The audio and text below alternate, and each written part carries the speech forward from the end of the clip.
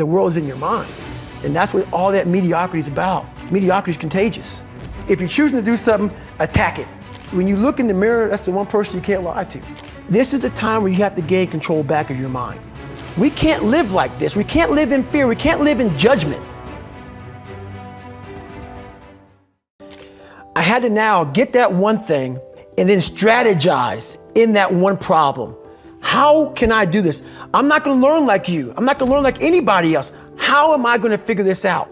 So I then figured out, okay, what are my strengths here? What are my weaknesses in learning? All right, man, how am I gonna do this? And I figured out a way to do it. I realized, hang on a second, I'm not smart. How can I get past this? How can I get through this obstacle? So you gotta strategize on each problem you have in life. Slowly break down that problem. Don't think about all the problems you have, just one at a time. And before you know it, you fix all these problems, but you cannot focus on all of them. Just on the one thing at a time. Mediocrity is everywhere right now. And we're always trying to find an easy way out. And we're judging ourselves. Let's say there's 10 people in this room and we're all mediocre, but I'm the best of the mediocre people. I now think I'm great. I'm great. We surround ourselves around people that make us feel great. They tell us what we want to hear. The second we put ourselves amongst the uncommon people, we don't like that feeling. That challenging feeling of that person who's waking up at 3:30 in the morning and say, hey, put your shit on, we're going for a run. We don't like that challenge. We like that person who says, hey, you know what, man, I don't feel good today, man. And they say, oh, it's okay, brother. We'll take a day off, man. We'll get a pizza and shit, watch the game. We like that. We love that feeling. Why? Because you understand, man, we're good, bro. We don't want that motherfuckers like this. Hey, man, no, bro. Get your fucking shit on, man. Stop being a punk. We don't want that in our lives. We don't want that person who's constantly challenging our weaknesses. We want that person who's constantly, making us feel nice and good and secure in ours. That's the mediocrity of life. We want to be the best amongst the average people. People wonder, how do you stay hungry all the time? Because after I accomplish something, I don't sit back like a lot of guys who graduate buds, graduate this, graduate that. They get comfortable. Once you hit the top of the fucking mountain, guess what happened? I'm good. I'm good. So you wonder why you're falling down now. Because once you reach the top of the mountain, you got to build a fucking another one. That's mediocrity. There's a lot of people in mediocrity who have a nice resume, but they're one-timers, man.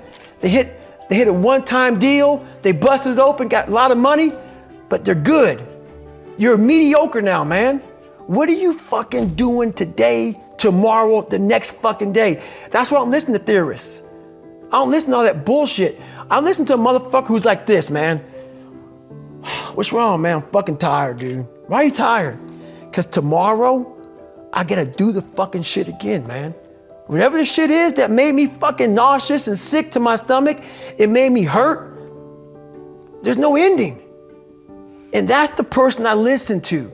That's the person who's gained knowledge. You gain knowledge through suffering. And on the other end of suffering is a world that very few have ever seen. It's a beautiful world because that's where you find yourself. You don't find yourself in over here. You find yourself on the other end. Like that 100-mile race I was on, I ran it for 24 hours. I found myself on the other end of that fucking race. That 19 hours, I found, wow, there's a whole nother fucking world out here that I've never even saw, but the world's in your mind.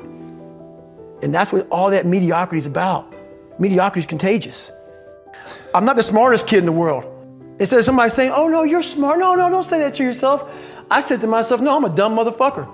Okay, roger that. How you get smarter? Educate yourself. So the things that we run from the truth. We're running from the truth, man. So the only way I became successful was going towards the truth. As painful and as brutal as it is, it changed me. It allowed me to become, in my own right, who I am today. Everything I do, I'm not really comfortable doing. But if you choose to go that route, to go be a Navy SEAL, you might as well go be the hardest motherfucker in the world. Because if you're choosing to do something, you have two routes. You can go there and be a little weak person and get through barely, and that's your reputation. Or you can go through the hardest guy you can possibly be, and that's your reputation. If you're choosing to do something, attack it. Because they're gonna remember you as not attacking it. So I want to be remembered. You can hate me, but there's one thing you can't say about me. I didn't attack it. And the very best may not be I'm number one. The very best is, did I leave everything inside of me out there? So attacking is not like, oh, I want to win this or win that or be the best. The best is I'm running against myself in everything I do. And that's what I attack. I attack myself. I'm always questioning myself. I'm always holding myself accountable. When you look in the mirror, that's the one person you can't lie to. I reflect back on some of the lies I may have told somebody or some of the ways I acted that I didn't feel comfortable doing. And I did it to impress other normal people. The key word there is normal, everyday people. I was trying to make other people like me. How pathetic is that?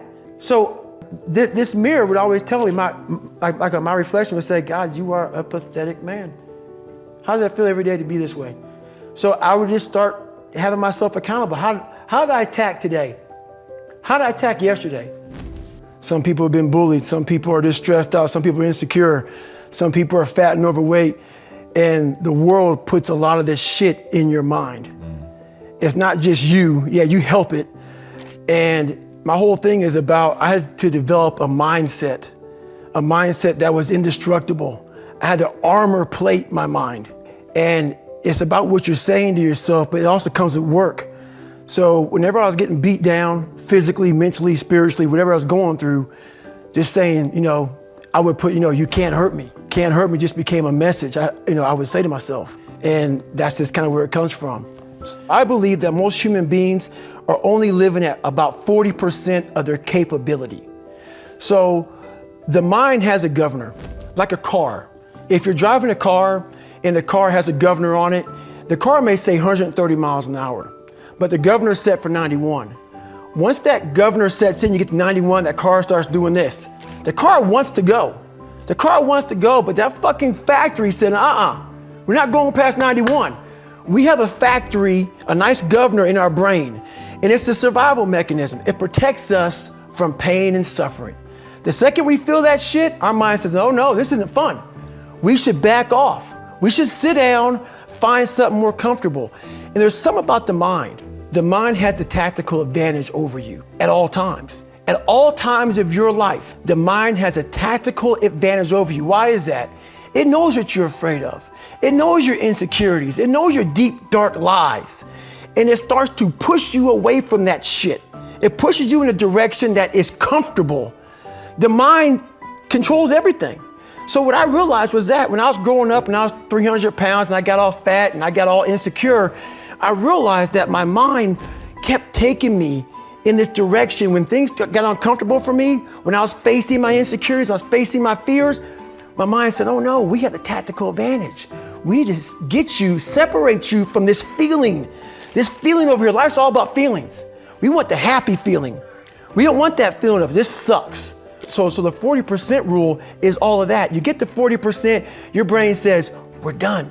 Let's roll, man. This is starting to get painful. This is uncomfortable. So you sit down.